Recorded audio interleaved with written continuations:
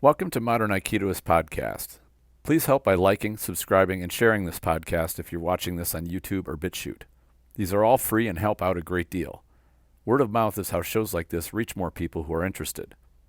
Another way you can support this podcast is by way of a PayPal tip jar. You can leave a donation of any amount you like or set up a monthly donation just like Patreon or Subscribestar, only I don't make you pay for my content.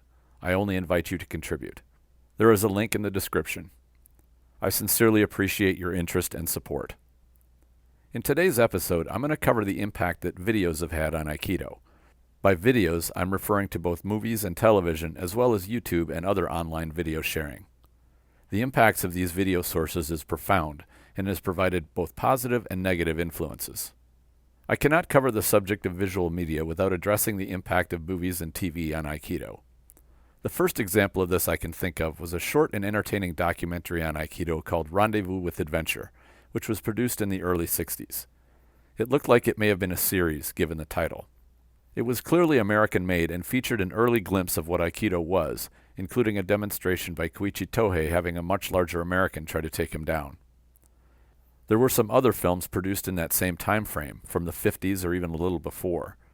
I don't have any solid data on their impact, but this was an early stage of film and visual entertainment.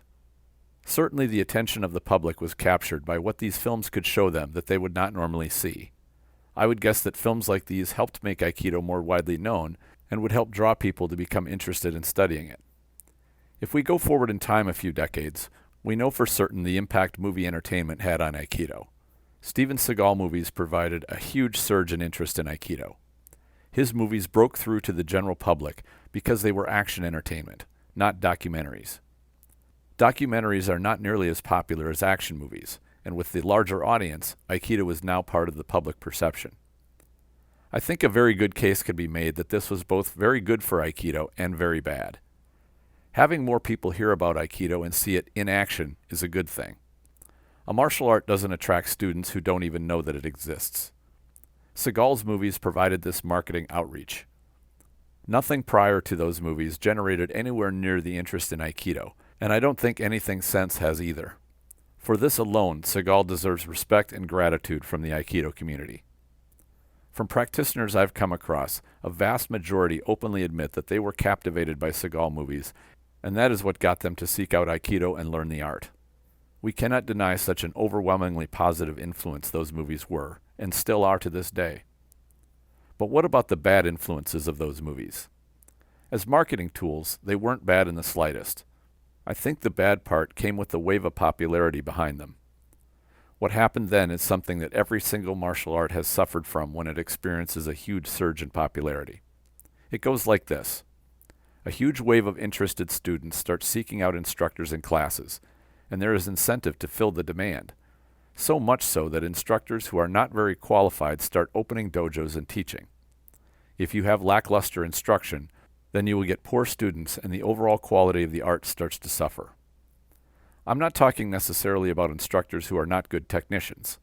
There are some superb martial artists who are poor teachers.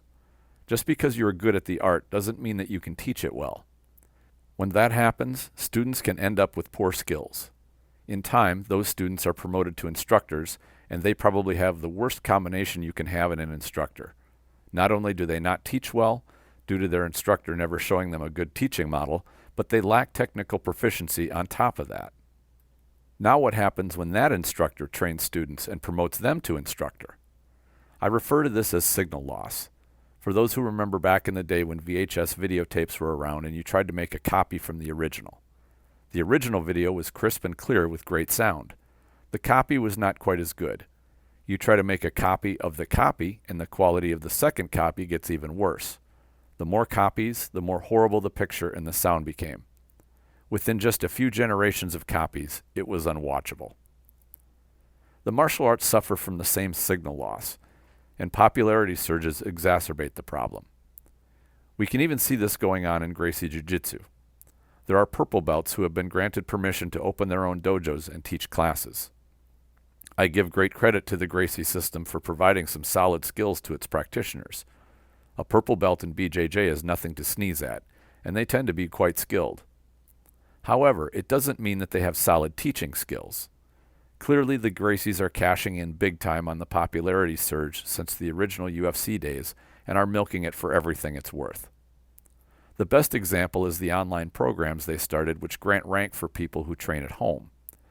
They have a system by which you film yourself doing drills in randori with a partner, then you send in the video and receive your rank.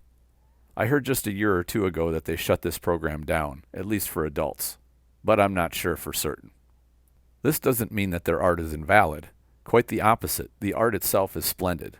It's the marketing and quality of instruction which is brought into question. My goal here is not to pick on Gracie Jiu-Jitsu or any particular instructor. I just want to point out that no art is immune from the negative effects of its own popularity. All of them are, and Aikido is no different. There is such a thing as too much success or popularity. An overwhelming powerhouse force has been videos shared on social media, and the king of those is YouTube. The general public can now browse and see anything they want to. If they are interested in martial arts, YouTube will present them with a wide variety of martial arts content. When viewers come across Aikido, they more than likely will come across Seagal videos. If they get intrigued and dig in further, it won't be long before they come across one of these instructors that I described above, who has suffered a few generations of signal loss and will likely be turned off. This describes the earlier years of YouTube. What happened next is also a combination of both good and bad. Since I like to end on an up note, I'll cover the bad first. As more Aikido people started putting up videos, a wide variety of content became available. Another factor came into play during that time, and it kind of came in the wake of the original UFC. For those not aware, the original UFC, or Ultimate Fighting Championship, was marketed as a way to find out which martial art was best. In reality, the UFC was a marketing tool of the Gracie family, who were the organizers and promoters of the original UFC. The idea was that they would showcase Gracie Jiu-Jitsu by hosting a tournament by which people could see different martial arts compete against one another with as few rules as possible. This was an overt attempt to get around the arguments that rules make certain arts ineffective in a sport fight. There were a few rules provided, such as no eye gouging, for the sake of safety, but they tried to get as close as possible to no rules. The fact that the Gracies organized the event, hand-selected all the fighters, and set up the ring to best suit their art were all obscured from view. To this day, it is widely known that the whole event was not as it was presented. It was a marketing ploy from top to bottom. Anyway, because Royce Gracie won 3 of the first 4 UFC tournaments, it placed Gracie Jiu-Jitsu as the king of practical martial arts in the eyes of the public. To a certain degree, it deserved that spot because the Gracies took their martial art extremely seriously. I have great respect for how they pressure-tested it over time and honed it to be practical and effective in real fights. Jumping back to the topic, which is the public perception which followed those first UFCs. The public basically got the impression that there were good martial arts and charlatan nonsense martial arts. The 80s were the era where binary thinking started to become popular, and still is to this day. Either something is perfect or it is worthless. Martial artists even use this type of thinking to assess a technique. Either it's solid or it's useless. With that in mind, enter Bullshido. Bullshido was an online bulletin board where martial arts fans and practitioners would discuss martial arts. Their approach was to expose fake martial arts and instructors. This struck a nerve with the martial arts world, and for good reason. There were martial artists and instructors out there who were charlatans. Some were caught by internet sleuths as having false credentials and forged ranks. These were real problems, and the users in the forum started shining the light of scrutiny on some very bad people who were bilking students for money. I think this was a good thing. Unfortunately, too much of a good thing is a bad thing. Bullshido quickly became an orgy of criticism and got aimed at everything. The forum was not moderated well and became so toxic that it eventually had to shut down. It took years before any sort of organization came into the picture, and now Bullshido has a different website and has shifted away from the Wild West atmosphere that it had before. The era of Bullshido left a taste for criticizing every martial art which has not provided fighters who have won UFC fights. Basically, if you don't have a UFC champion, your art is worthless. This is clearly a bad thing when it comes to how Aikido is perceived as a martial art. This perception is a trickle-down effect from the video provided by sport fighting entertainment of all kinds. In some ways, the general public's knowledge of martial arts has become a bit more sophisticated than it was 30 years ago. However, it's not generally sophisticated enough to understand the differences between sport violence and real-world violence. Even many Aikidoka aren't aware of it either, although this is one of the arguments used to try to justify Aikido's relevance. That's another subject that I won't go deeper into here. Jumping tracks just a bit, the medium of film and video has had an effect on Aikido itself, even with experienced practitioners. I'm referring in particular to movies and well-produced demonstrations, as opposed to instructional videos. Really, movies are just extremely well-done demonstrations, where the choreography is extremely well-crafted and the presentation of the violence is designed to be big and dramatic. This makes sense because you want your presentation to have a big impact on the audience. You want to impress them. Movies are the best example of this, and the king of those is the John Wick movies. The motions are huge and the throws having attackers being slammed hard into the ground with their feet flying. This type of visual is very powerful, and it attracts even the most unsophisticated eye. From a demonstration standpoint, no one does that better than Christian Tissier. His Aikido is made of large movements which are very powerful and easy for the eyes to see, even by the average layperson who knows nothing about martial arts. Large movements are dramatic. His demos include flashing colored lights and exciting music. The whole presentation is really compelling, and I think such demonstrations are valuable because they draw people's interest to Aikido. Something to consider though, big movements are visually pleasing, but are not necessarily sound for real-world application. The space you have may very well be limited. Large movements are easy to see coming and easy for an attacker or opponent to respond to and adjust. In a real fight, movements must be small, subtle, and powerful, without telegraphs so your attacker doesn't get an indication of what is happening, or time to respond. The body structure must be correct so it is strong, and your position must be right. Large movements make this more difficult, and even nearly impossible, against a live opponent. Big movements take extra time, which can leave you late when you are going at full speed. Here is something you can try to get a feel for what Aikido would be like in a real-world environment. Take your training partner and go into the changing room, bathroom, between two parked cars, or some other confined space and try doing technique there. Notice how big steps and turns are now of limited use to you?